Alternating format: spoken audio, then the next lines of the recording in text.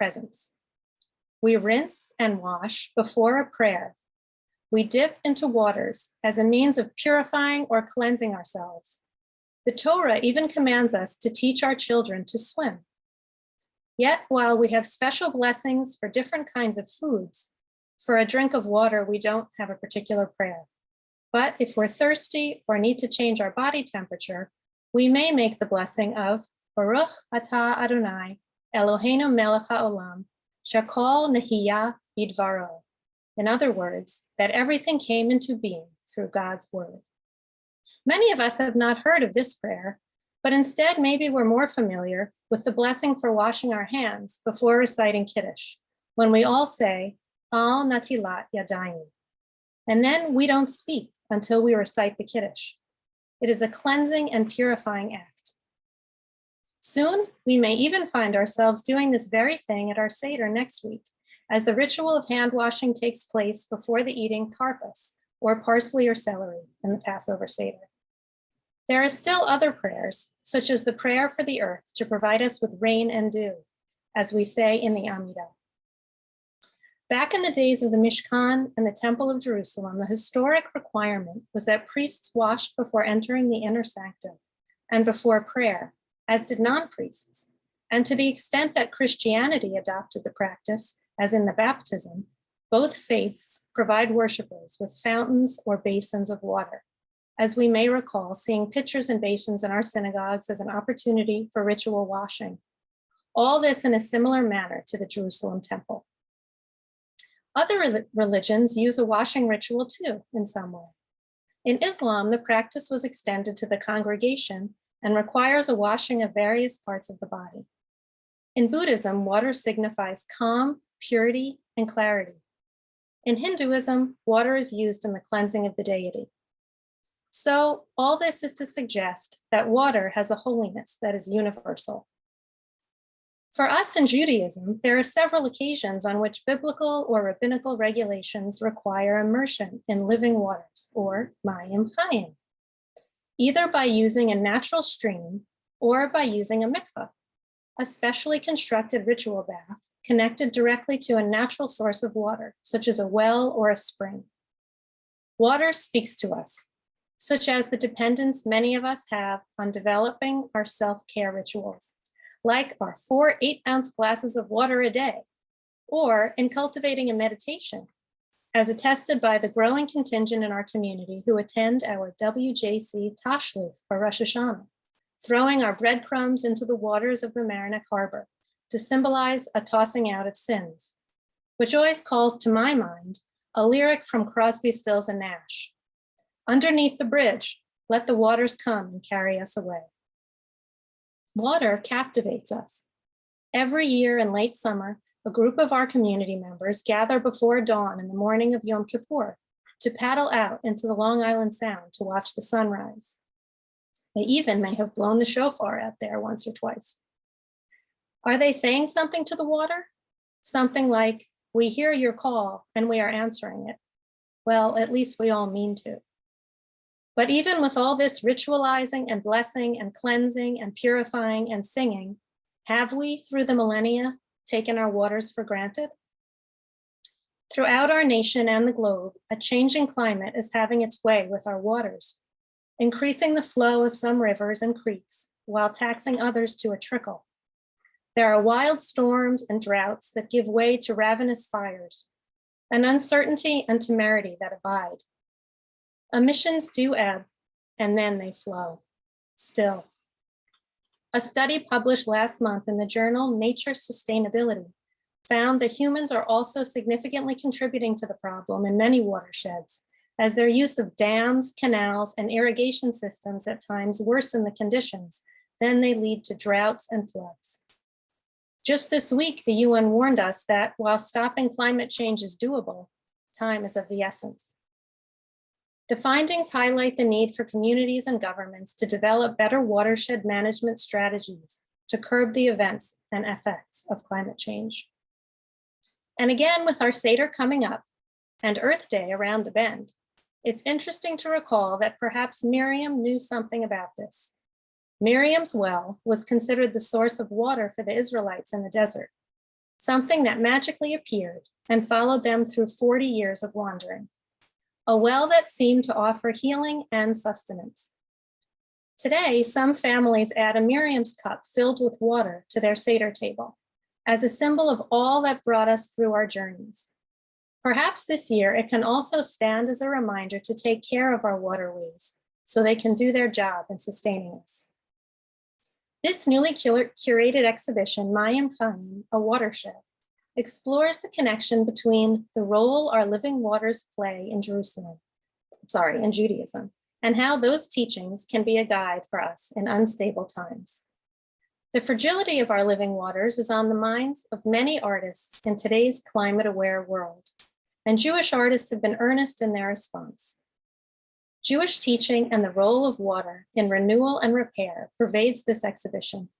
Each artist has been exploring different aspects of modern neglect on our waterways, and each piece, whether representational or abstract, a painting, a quilt, ceramic pot, mixed media, cartoon, muslin, sculpture, or photograph, suggests the centrality of awareness, Tikkun Olam, repair, and renewal. Let us enter the gallery. Okay, so I'm going to share my screen. And when I do that, we will enter the gallery.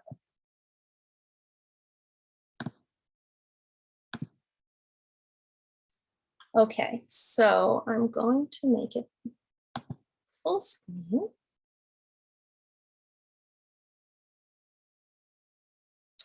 And I'm going to show you, so when you do it, you see on the bottom, there are a series of little triangles, and the one on the right allows us to move to the next guide point, and the large one in the middle plays it like as if it's a movie.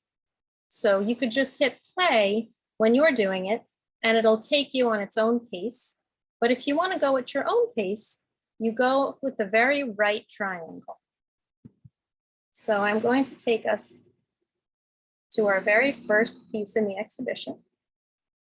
This is a painting, which I pronounce Yipkar or Yipkar. It's by Toby Khan, who we are very lucky to have with us this evening. And what I'm going to do is introduce each artist and then invite him or her or them to speak a little bit about this work. So Toby Khan is a painter and sculptor whose conceptual art has been shown in more than 70 solo museum exhibitions. Works by Khan are in major museum collections, including the Solomon Guggenheim Museum, the Houston Museum of Fine Arts, the Phillips Collection in Washington, D.C., Yale University Art Gallery, and the Jewish Museum. Khan has been commissioned to create numerous installations, including Shalev, an outdoor sculpture in New Harmony, Indiana, and Emmett, a meditative space in the healthcare chaplaincy in New York, as well as Holocaust and 9/11 memorial parks and museums around the US. In this year, Khan's work is on view in 2 solo traveling museum exhibitions, the first at the Dadian Gallery in the Henry Luce III Center for Arts and Religion in Washington. That's at the Wesley Seminary. And in the Phillips Collection. And this coming fall, he has another show opening at the Patchogue Arts Council, Mocha Long Island Gallery. Khan communicates his artistic vision with his passion for teaching.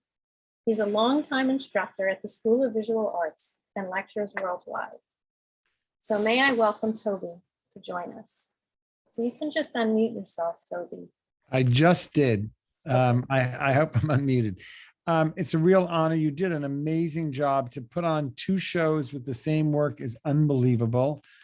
And to show such amazing, diverse art is also amazing.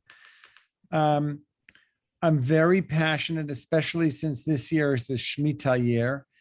I'm very passionate about the way we must take care of our planet. The exhibition that's opening up in November on Long Island is 10 years of work that I did based on the environment. Water has been a subject in my work for over 40 years.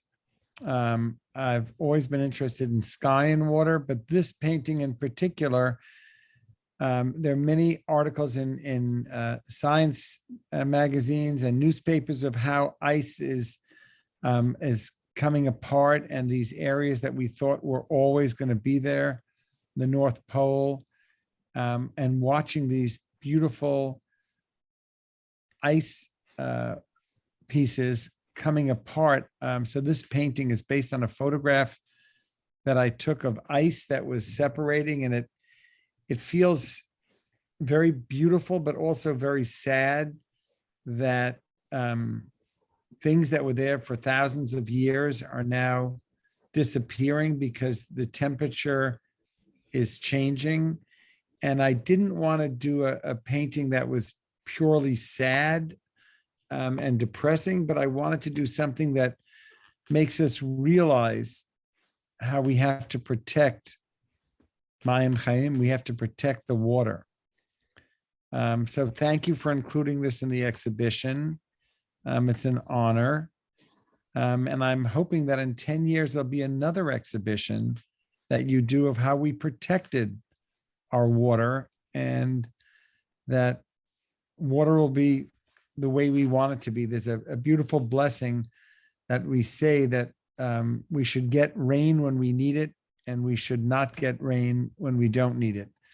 And I wish there was a blessing for rain. The water should have ice on it when we need it, and it should not have it when we don't need it. So thank you for including me in the exhibition, and that's it. Thank you, Toby. Thank you so much. So we will move on to the next piece in the exhibition. And if you have any questions for Toby, you can enter them in the chat, or we can save them for you. So the little arrow moves us through the exhibition as if we're taking a step to the next piece. So this piece is by Aileen Basis, who devotes her artwork to social and political issues. She has had numerous solo exhibits and received many grants and fellowships. Her art practice includes book arts, printmaking, installation, and mixed media on paper. She's done artist residences in Provincetown, Vermont, and Belgium, among other places, and poetry residencies and other fellowships. Her artist books are in library special collections, including Wellesley, Swarthmore, Rollins College, Yale University, Rhode Island School of Design, and MIT. Other prints are in many private and public collections around the world. Aileen, would you like to speak to us about this piece? It's Eileen, by the way. Oh, Eileen, sorry. Is there a way to glad not, for you to come. I'm seeing a little bit of the screen blocking the bottom of the print, or is it that's. Yes, I can remove that. And any of you, when you go through the exhibition, if you see a little X on a box, you can just click on that X and it will take it away. So this is a piece that I did in 2017 for the Bernard Heller Museum at Hebrew Union College. And they were asking there was a call out for artists to create work about global warming, and also work that suggested solutions. So this is a sort of, I was thinking of a cabinet of curiosities when our present day Manhattan skyline becomes an artifact of the past. And the suggested way to save it would be to have seawalls. There are all kinds of suggestions going around of how to deal with the rising rivers. I think the latest is oyster beds are going to help protect the city shoreline. So this is all created in Photoshop, and it's an impossibility. Of course, the city can't fit inside a bottle, so it's sort of reminiscent of a ship inside a bottle. So none of this is possible, and yet here it is for the viewers to look at and think about and imagine the city as a memory. So Yes, in our wall text in the exhibition in the gallery, we talk about how This artist hopes to convey that our coastal cities are in danger of disappearing and that we need to act. And the idea that this is a piece of ephemera is a very interesting way to look at it. Now we're going to enter the main portion of the gallery. So this is our sort of entryway. I'm going to try to see this more.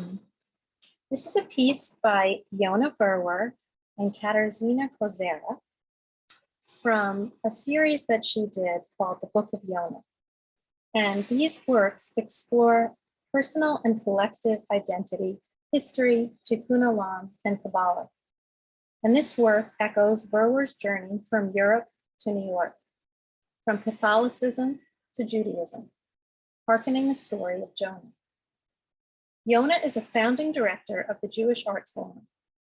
Her work has been recognized internationally through many exhibitions, such as the Jerusalem Biennale, the Andy Warhol Factory, the Philadelphia Museum of Jewish Art, the Mizome Museum, Reginald Lewis Museum of African American Art, and the Holocaust Memorial Center. She's been featured in many publications, such as the New Yorker, the Forward, the New York Times, and in many books and lectures. Yona, would you like to speak about your piece? Thank you, Amy. This is already such an interesting exhibit to see it through your eyes with your explanations. Thanks so much. So I have two pieces in the show, and they both address like two different issues. So one of them is conversion, because a full body immersion has to happen in living waters, like you already said, Amy. So here's a woman dunking into the ocean, as it were. And the other one is, we've all heard of Tikkun Olam, but there's also such a thing as Tikkun Hayam, that we can repair the sea, as it were. Things are happening with the oceans, specifically, for instance, with whales, or like whaling practices that are kind of barbaric.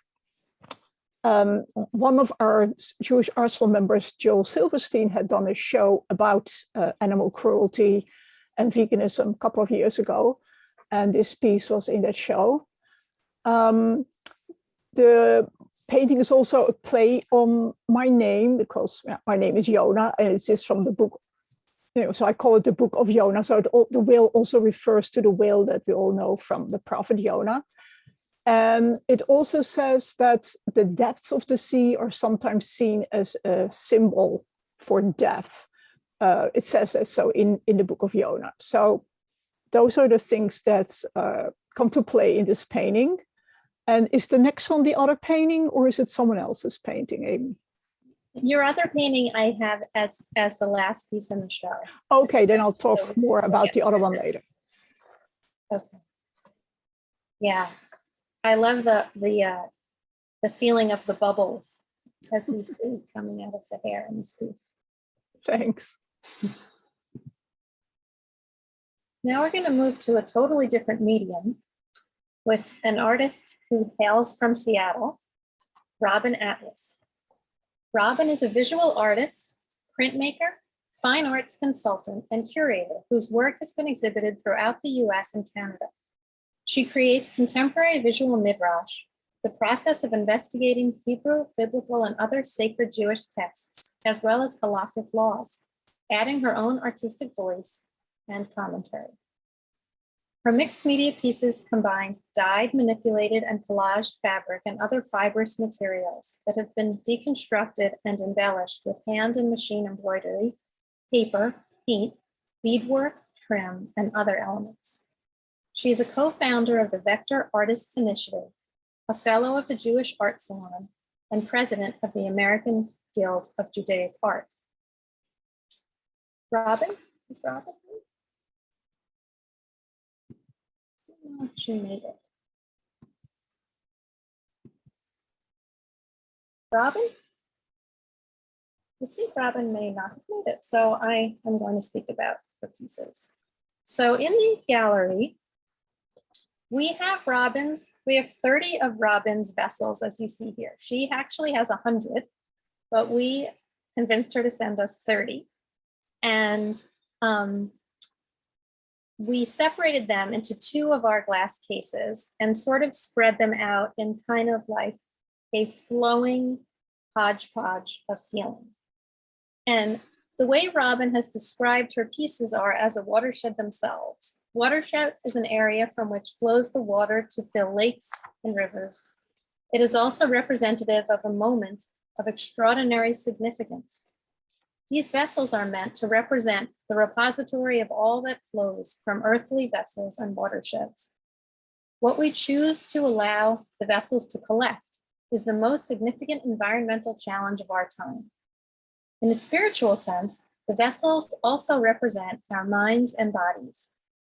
In this realm, what we allow to accumulate in the vessels of our being and from the metaphysical watershed of the universe, such as enrichment or pollutants, acceptance or intolerance, love or hate, is the defining choice for the future of humanity.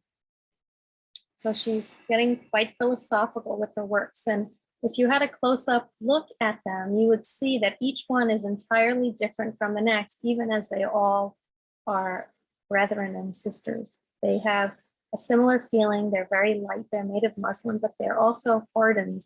And in the bottoms of each piece, which is hard to see right now, her decoration continues, and each one is kind of a complement to the next.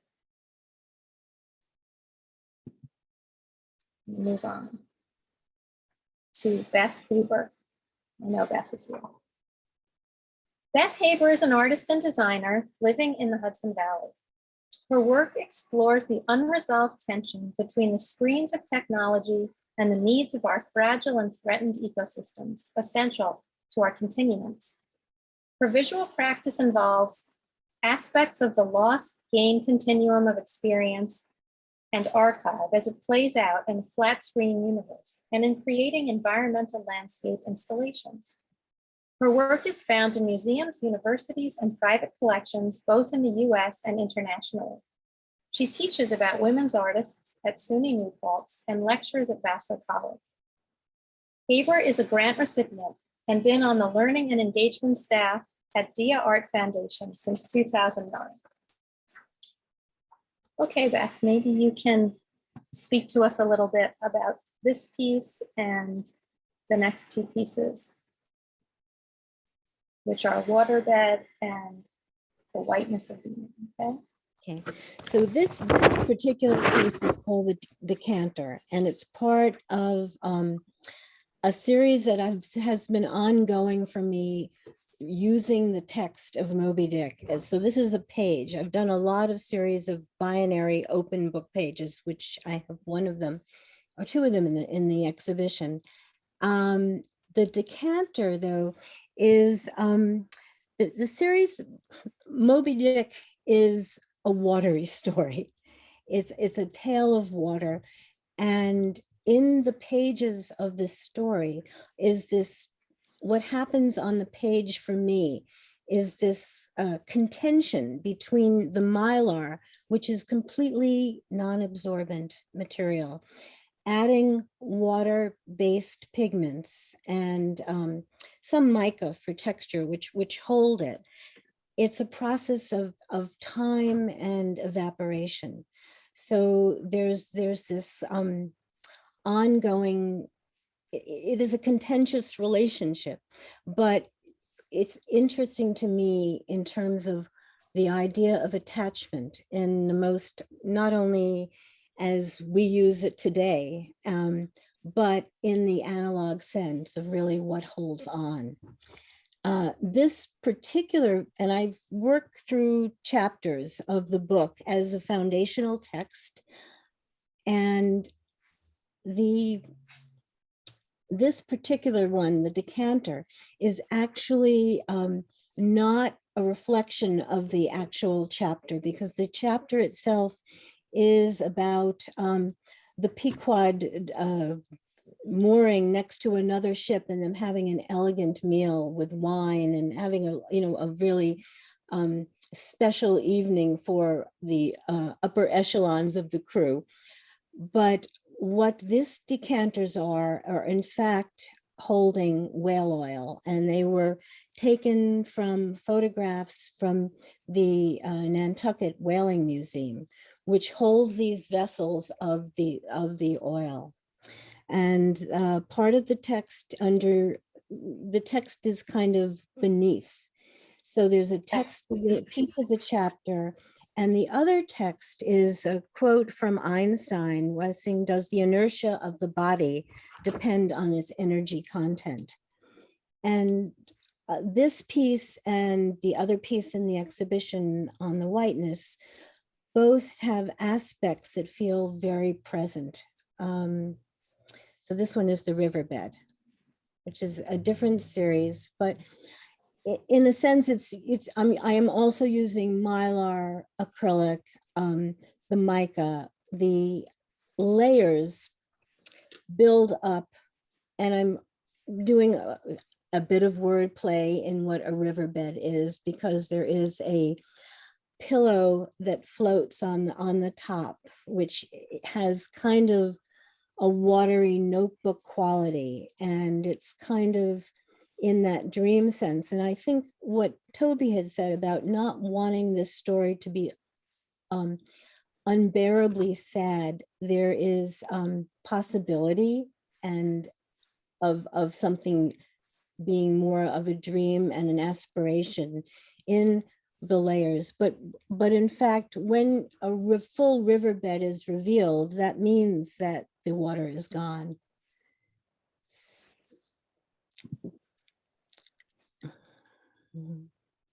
And this piece is also a different, this is the chapter 42 of the whiteness of the whale, which is a phenomenal chapter of all the positive associations with whiteness, the negative associations with whiteness. And what I've done is added the calcified attachments of this particular shell form, which becomes like its own vocabulary. The thing that makes, for me, Melville so present and speaking to our time is he wrote this in 1851, and it is full of premonition of a coming civil war. He's dealing with the issues of global trade, mixed interactions across racial barriers, and then, of course, the propulsive theme of the book itself is not only this mad search for this white whale, which eventually this obsession with the whiteness, which ends up stoving the ship and it sinks. And then the other piece, of course, is it's also they're searching for energy, and that's a source to keep things afloat. And we're still in that space in different ways and we can see that today with what's going on, that the compromises about whose oil and how and what are the consequences of it. So very interesting, Beth. This piece also gives me Jasper John vibes, because it gives me feels a little bit like an American flag. There's something about it that I think, and I've used the kind of, that's really interesting, and certainly it's a lovely thing to say, because I do admire Jasper Johns, and there's a certain calmness in this that contains the shell language, the text of the actual.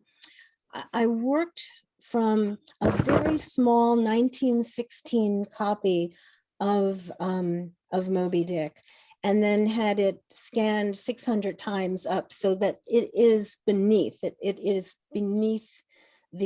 images, and the images kind of float to the surface. And the pieces. So interesting. I think, why don't we move on to our next one? But thank you so much. It's been the descriptions and Hearing about the materials themselves in these pieces are as meaningful as the messages in them, because each artist has chosen to use materials that are also so full of meaning and suggestion about our environment and our concerns about our water. So this is a piece by photographer Barbara Michelman, who got her start in Hollywood as one of the first women in film writing. Widely exhibited in public and private collections here and abroad, her recent series on the aftermath of fires in the West, Fire on Every Mountain, was awarded Best of Photography at the Wild and Scenic Film Festival in California. Her work is also in the current global exhibition, Extraction, Art on the Edge of the Abyss. On a benediction of wind, her book with writer Charles Finn is due out this spring. Barbara lives in Missoula, Montana, and she's with us tonight. Welcome, Barbara.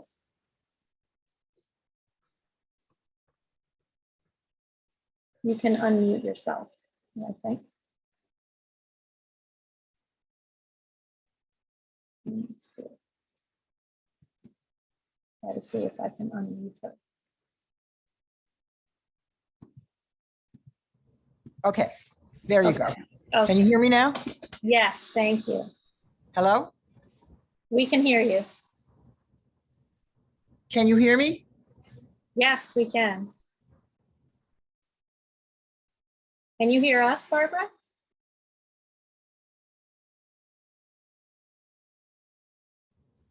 Hold on. Okay, MacBook microphone speaker, okay. Speakers. Can you hear me? Yes. Okay. First, thank you. It's an honor to be in such a wonderful exhibition. I have been doing environmental work since the late 60s. And I started this series when I was living in the foothill up in the Sierras. I'd go out and photograph the Yuba River, which is a gorgeous part of the wild and scenic, and it's contaminated from all of the years of gold mining. Now, gold mining stopped years and years ago, but the contamination as a result of acid mine drainage continues to pollute the river. And water in the West is, I think living in the West, I'm so aware of what water means and what's happening as climate change and global warming have impacted where we are. And these are actually what's left of a very long series that I did called Pure Water, which is looking at the irony of what looks so beautiful and yet is so contaminated. The latest thing I read was that the West is in a the worst drought in 1,200 years.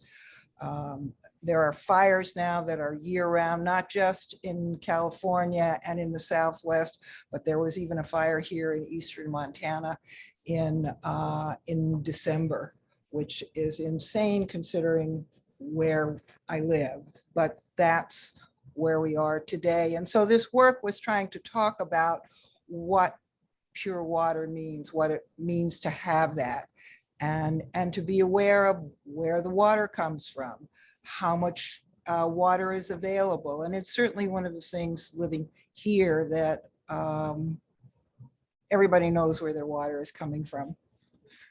You know how much the well pumps.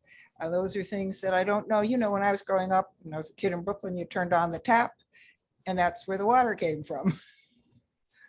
But, you know, in this day and age, I think we have to understand what the foundation is. So we felt with that's these what the pieces series as is well that you could feel the power of the water. There's something about the way these are photographed that the power of the water was also part of the message of the piece too. And we chose to display it both here and in the installation in the shape of kind of a I cresting. can't hear anything.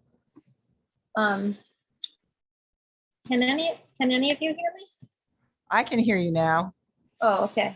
What I was just saying was that these pieces spoke to us about the power of water as well, and that we chose to display them in the shape of a cresting wave, both here and in the installation in the gallery. In the gallery, we have more pieces than these on display.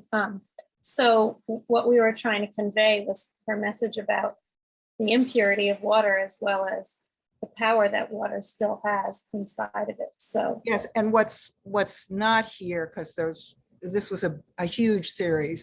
There were pieces that I shot where I was playing with how the light was hitting off the water and playing with different f-stops. And some of them looked absolutely cosmic. You looked like you were looking to the starry heavens. And I was so struck by all of you can that. feel that, yeah. So Thank you, Barbara. thank you.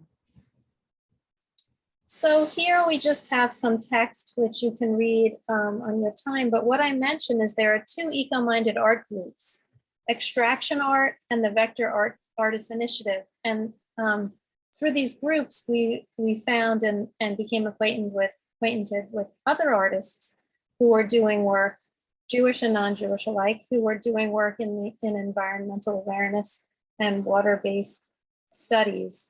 And so if you have some time and you want to look into it further, you can look up Extraction Art or the Vector Artist Initiative. We'll move on to the next artist. Cynthia.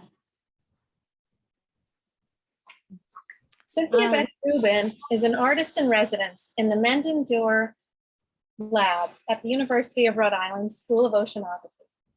Her work has been recognized internationally through exhibitions and film festivals, including the Techspressionism exhibition, Creative Tech Week in New York City, the Jerusalem Biennale, the Jewish Museum in Prague, the Serbia State Art Museum, and numerous exhibitions around the world.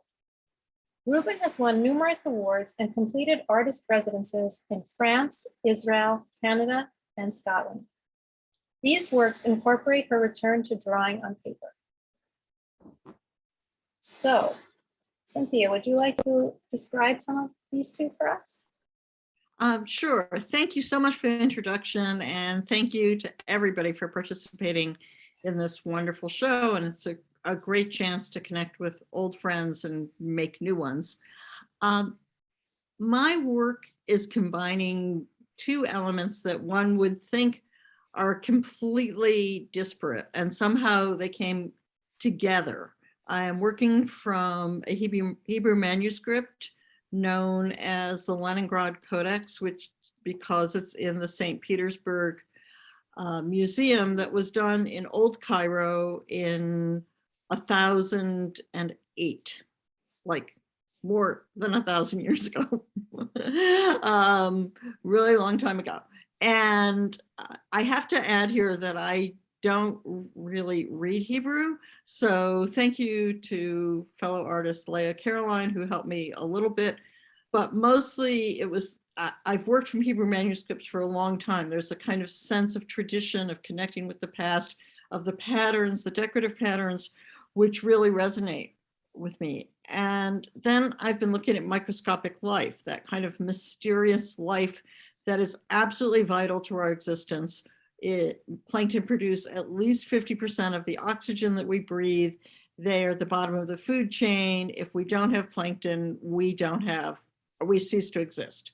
So somehow the idea of the depths of sinking into the unseen, the deeper spiritual side of the world, because also when you look at plankton, there's a kind of spirituality about it. There's this sense we know they're there, and yet we don't see them unless we look under a microscope, which also means for a very long time, nobody saw them. So that connection, and visually it's unbelievable, but they actually fit together. I plopped the plankton on top of the Hebrew manuscripts. I work back and forth. These pieces are in and out of the computer multiple times. I'll get some inexpensive prints done. Even color photocopies work, and I start drawing on top of them, and then I scan them back in and sometimes put the plankton back in a more realistic way, sometimes in an artier way. So that's what they are. They've come together that way for me. So, You can see in the right-hand piece, the Hebrew letters sort of right in the central part they show. right. Wanted to point those out, but I found it really fascinating. And I also found seeing the Hebrew letters, which are the building blocks of Hebrew itself, kind of that there was a sort of an echo of that meaning, the plankton being the building blocks of life and the Hebrew letters being the building blocks of the language and Torah and life. So I thought that was very interesting. Yeah, thanks. That's true. And actually in some pieces, they begin to look the same. I mean, it's very strange, but some of the letters, after I've worked on them for a while, and some of my other works begin to look like plankton and vice versa. So, well, it's a fantastic idea. Thank you, Cynthia. Yeah, thank you. So we shall move on to our sculpture representation in the show. And an artist whose work we once did an exhibition of entirely. Welcome back, Susan Miller. We're very happy to have you here. Susan Miller is a ceramics artist based in New York. She's fascinated by the intersection of cultural identity, material culture, and representation. The waters of the hand-washing ritual for Shabbat cleanse, restore purity, and prepare us for eating. And it might be noted that also in the Christian Bible, washing one's hands of something represents a return to innocence. The piece on the left is a hand washing vessel. And I just want to, since you can't hold it, it fits in your hands. This is not it, but it fits in your hands in such a way that it just almost feels as if she made it as if it was almost part of your hand. Oh, there she goes. Yes. So why don't you explain to us a little bit about these works, Susan? Thank you, Amy. It's so nice to be part of this show, and nice to reconnect with you. I work with clay. Clay is formed by the work of the flow of the water and how it interacts with all the different various components of our earth. It's a magical material. I've worked with many, many other materials and done a lot of large scale work. I love working with this material. It's ancient, it's contemporary, it's just magic. In addition to some sculptural work and utilitarian work, I've been very focused as a Jewish person on the aspect of ritual objects and how they become a part of our daily life. As a potter in general, I am very thoughtful about the way that the work that I produce and create is something that's quotidian, and yet it's not. So it's used, it's something that I form in my hands becomes part of somebody else's everyday life and use. In terms of Jewish ritual objects, I have investigated a whole range of objects, starting with looking at prototypes of objects from history, and then also drawing from cultures around the world. We have a very, very extremely rich history of magnificent objects, but we also have a tremendous amount of kitsch that's sold, ubiquitously. I feel that there is a holiness to Hidur Mitzvah, to sanctifying the beauty and the engagement with ritual itself. And I feel that by creating vessels that evoke something unique to the halacha, and unique to the experience of the person using it, and the ergonomic, the way it fits in your hand, is extremely important. And these are the ritual objects that we use bring us together in communities and bring us together as families, and they move from one hand to the next, and are used from within generations. So in these objects, these specific objects, and I took out a few others because I have some other objects, design kind of things for pouring water, just the experience of how the water flows out. You know, a potter in general will be very, very concerned in thinking about how a handle is on a pitcher, or how how the water flows out, what the actual pathway of that water is. And so in terms of ritual hand washers, I'm so used to seeing these two-handled pots, and they never made sense to me from an aesthetic point of view. They certainly were kind of utilitarian, but I didn't feel that in general they feel very nice to use.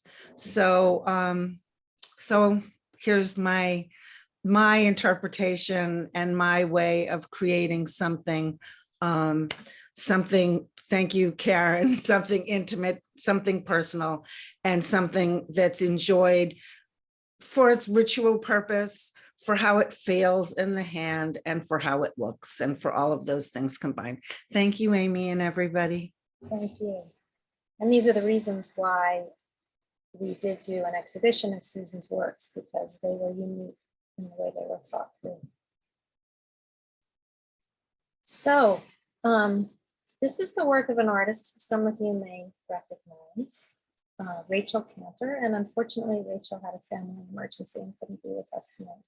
So I am going to stand in, probably poorly because she's wonderful, for Rachel, but Rachel is a fiber artist who uses quilt and embroidery techniques while incorporating vintage textiles, sewing patterns, furniture, and found objects into her work. Her interests lie in the combination of history and tradition with modern ideas about Judaism. Not only does she look to traditional Jewish rituals and texts to inform her work, but is equally inspired by traditional women's handwork and crafts. There's a deep connection between how she works with fabric, the methods she uses to sew, quilt, and embroider, and what her mother, grandmothers, and great-grandmothers did. In this piece on the left, Wake Up, Cantor believes that the time is now. Look around, look outside, see what we have done, she says. God's creation is in peril, and it's our job to repair the damage. We can't look away. The time to fix it is now. Wake up is a call to action. So some of Rachel's work is clearly activist in nature. These are 3 panels that are a triptych. They separate, but they connect with Velcro. And she put the banner Wake Up on top. And each of these pieces is adapted from a photograph that she took from a lake outside her family house in upstate New York. And she shows us a little bit of the seasons passing and the waterway in the foreground of each one, and how it changes a little bit, and how the sky is so related to what's going on in the water. And so the blues are sort of in conversation with each other. She wants us to think about the textures and the everyday use of a quilt and the way it wraps itself around us, just the way we need water and we need warmth. In the second piece over here, Rachel has done something unique, and this is called takrachim. In the Jewish tradition, takrachim are simple white shrouds used to bury the dead. They're traditionally hand-sewn from white linen or cotton and are made without pockets, without buttons, without zippers. These plain, unadorned garments are free of any symbol of status or wealth and emphasize the belief in human equality. There's a head covering, a shirt, and pants here. This is a shroud for the earth that she has created. It is a look into our future and what will happen if we continue on this path of ecological destruction. These are photographs she's taken over this lake, which is reminiscent of the Quilt Lake, the same lake behind her family home that she's grown up looking at and goes to regularly. And this is a sunset over the lake, and we can see its reflection. And she's used it repeatedly in panels on this piece.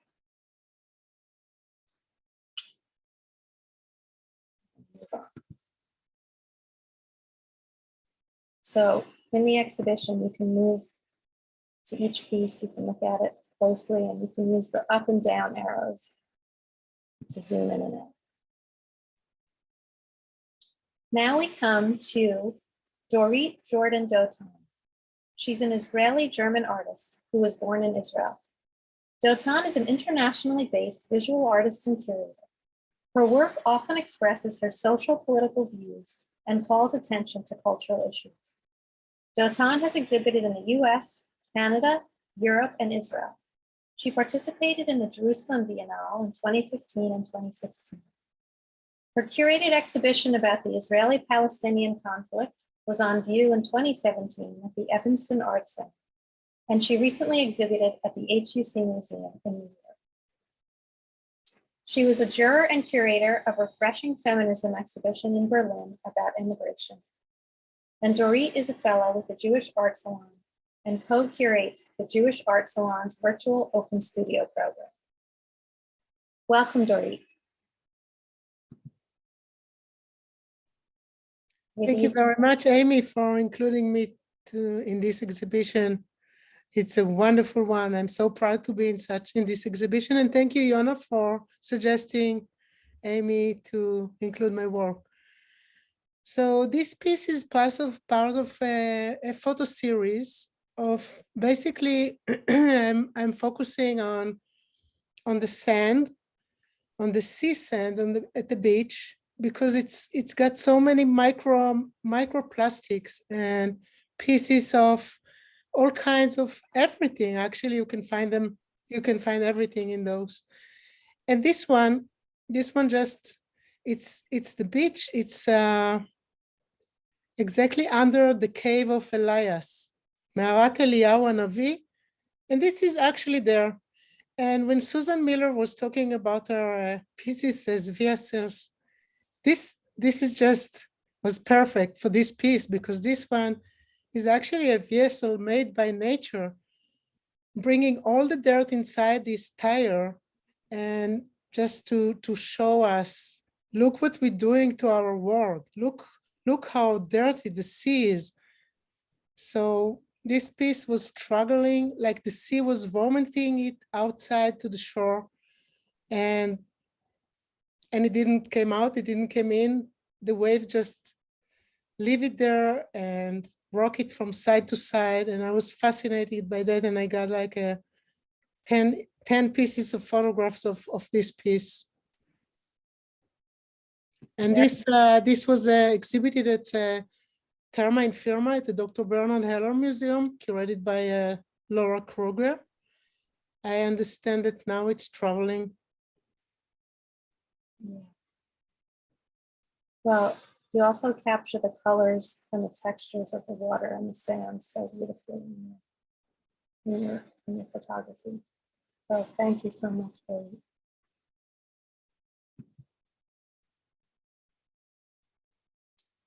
So this is I don't believe that Liana is with us. Are you here, Liana? I think she didn't make it. So I'm going to speak a little bit about it. I want to thank Karen Cassett for bringing this to my attention. But when I saw it, I thought this has to be part of the show. And actually in the exhibition, it's hung as the last piece that you get to, because what it is a series of 16 panels. We have 3 of them up here in the virtual exhibition. But it's a series of 16 panels which ran in the New Yorker on December 27th, 2021. And it's a reimagining of the story of Noah. And so let me tell you a little bit about Liana, and then I'll tell you a little bit about the cartoon. So Liana is an American cartoonist and author, and the author of Passing for Human. She's a regular contributor to the New Yorker. a graduate of Cooper Union and a former Fulbright Fellow. She earned another grant where she wrote the graphic novel A Bintel Brief, all about Tintin. The book is a collection of short stories based on 20th century letters written to a Yiddish advice column of the same name. So she also gives an advice column in the New Yorker, which is called Dear Pepper, which you may be familiar with. So Liana's collection here, as I said, starts out with this panel on the left, where you go through the panels and you recognize the story of Noah, but you see it being retold with a different thrust. First of all, God is a woman in her story. God loved Noah. She loved him at a time when she hated everything else, including herself. She didn't want to betray the world, and she didn't want to destroy the world.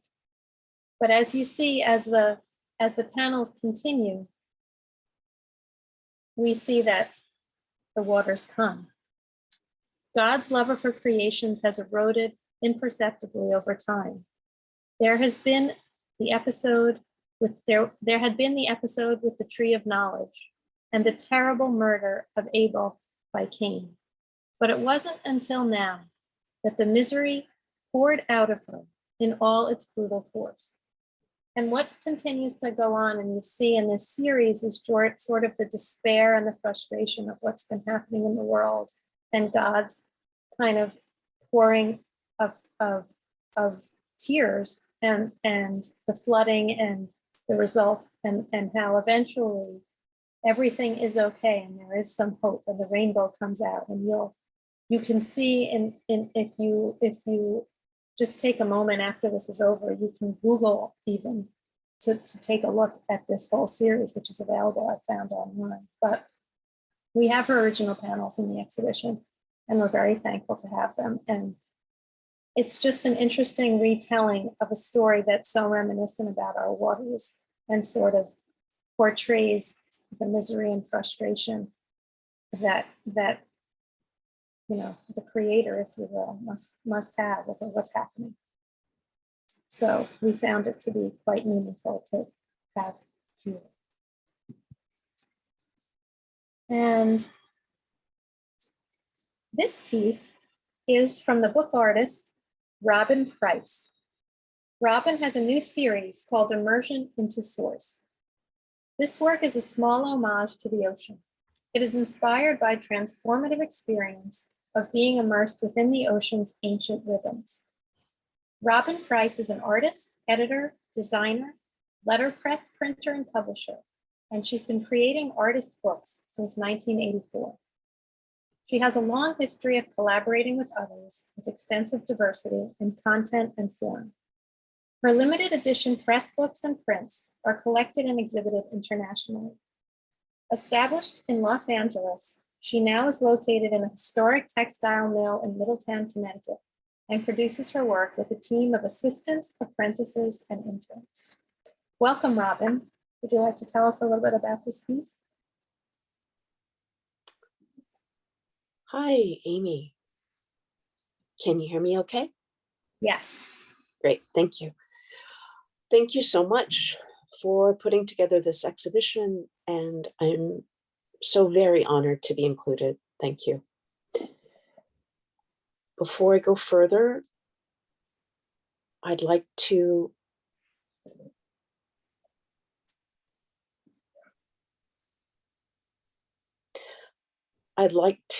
mark this moment of our being together this evening and honoring another element, air.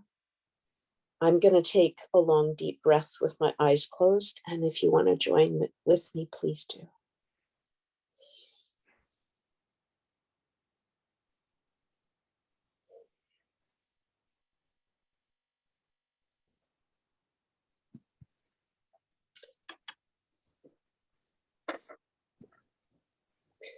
This work comes from, as Amy said, a brand new series called Immersion into Source.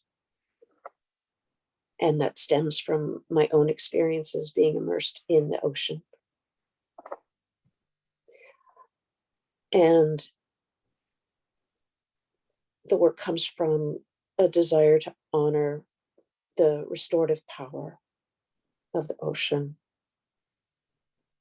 its incredible healing energy, transformational energy, echo of our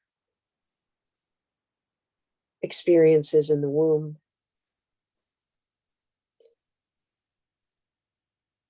source of all life. And the way I approach is from, I can't see myself, so I hope I'm holding this seashell so you can see it okay. And this, I begin by tracing the edges of seashells that I gather at a beach in Connecticut. I'm in central Connecticut, so the Long Island Sound. And if you look at the one that's close to vertical, 3/4 of the way to the right, that is the edge of the seashell right here. When I hold these objects, I immediately feel the connection with the ocean. And as I trace with colored pencil along the edges, and the line comes out onto the paper, the abstract line that marks the form, it feels like an extension of my own body. It feels like an extension of that experience that we can all have at the edge of water, in water, dipping our hands in water for rituals, etc.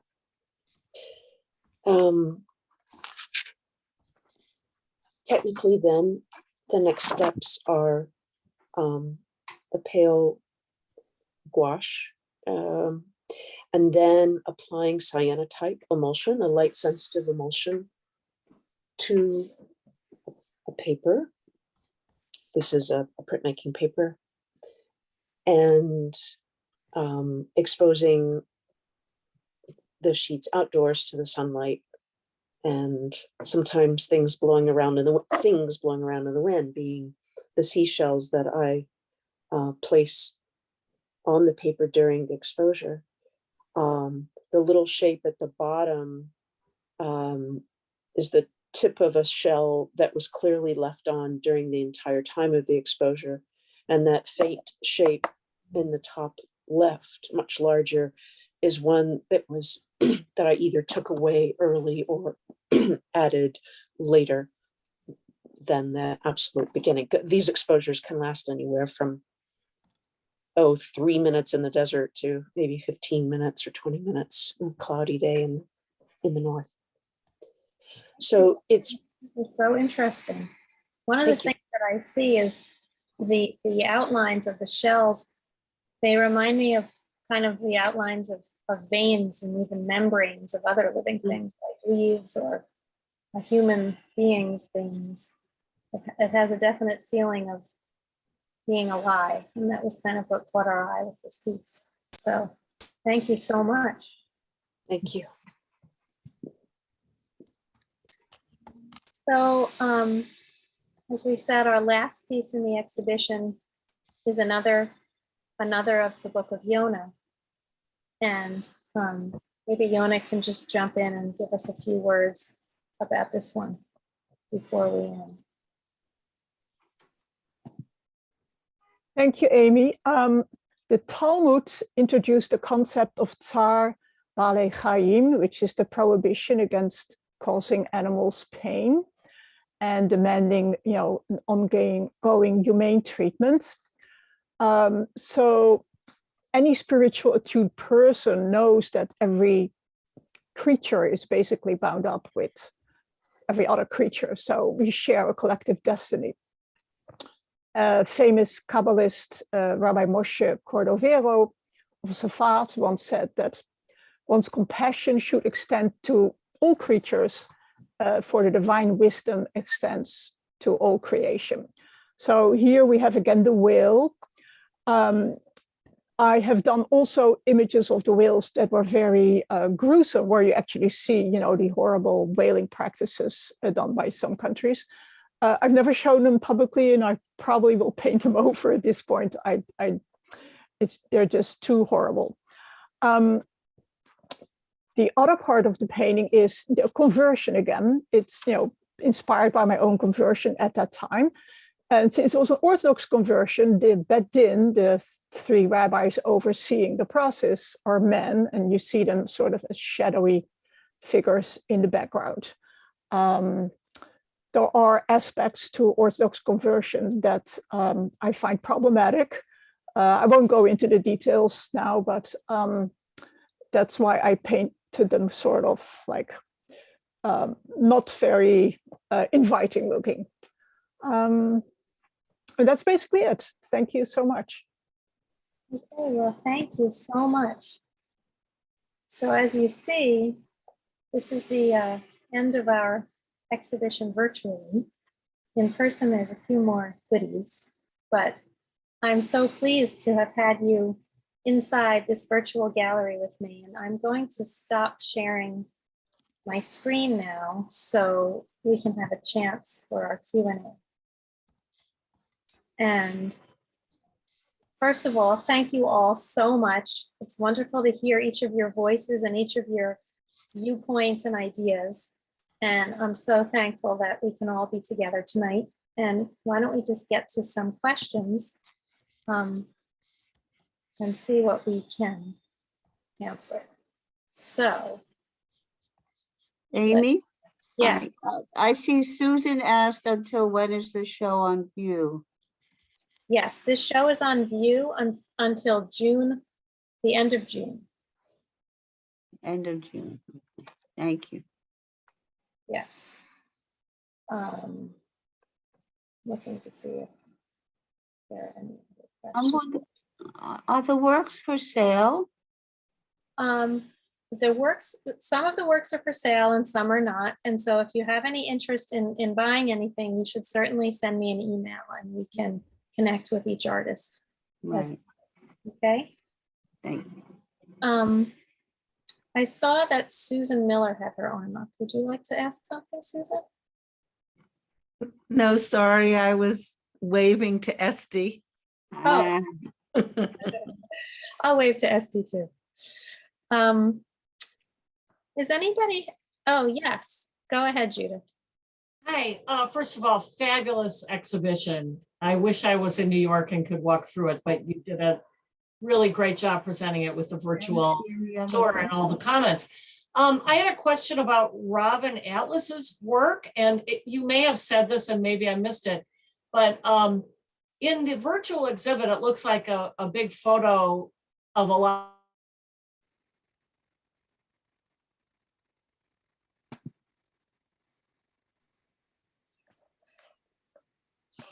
We don't hear you, Judith. You're muted. Oh wait, you're muted. I think I've done this once or twice. Sorry about that. I was praising all of you. Great, great exhibition, great presentation.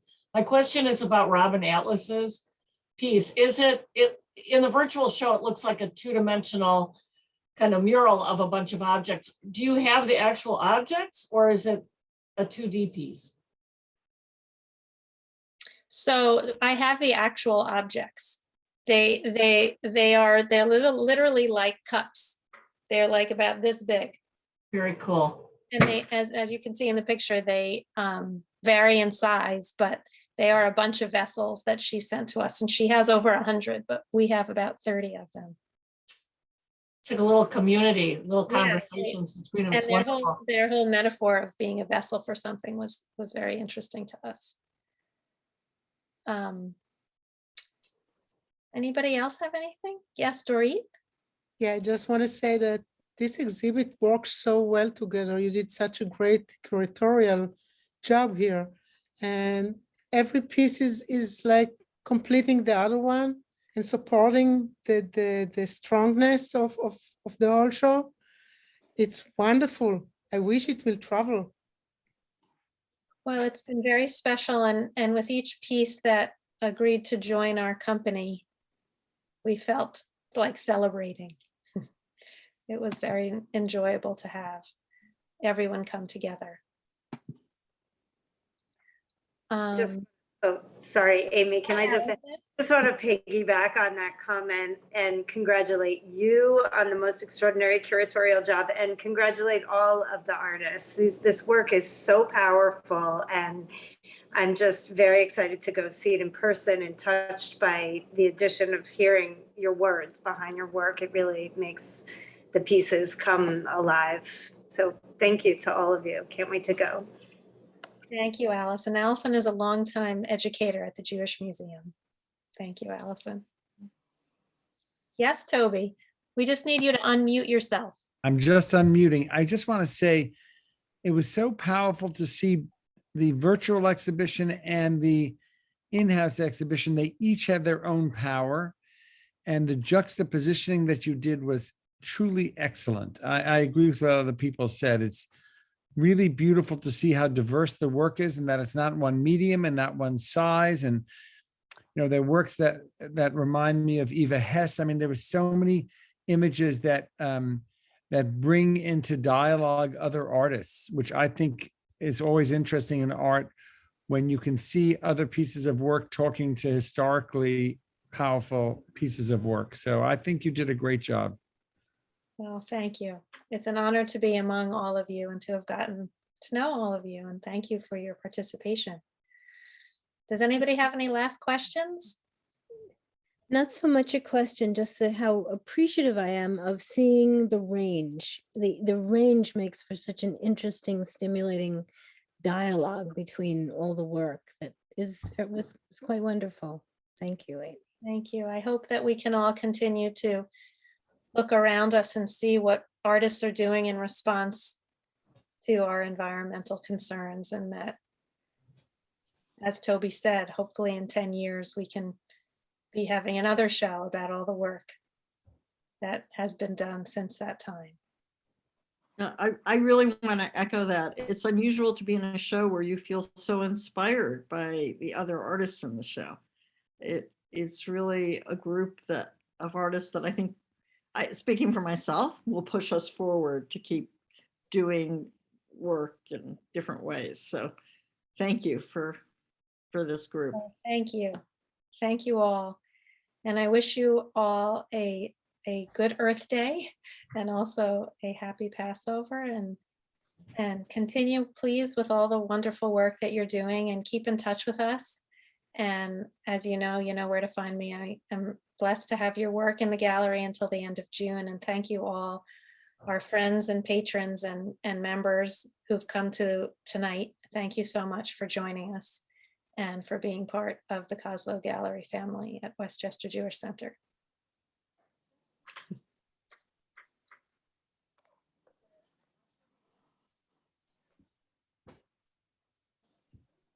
Good night, Amy. Thank you so much. Well, good night. It's Thank you so wonderful. much. It's wonderful. Should I let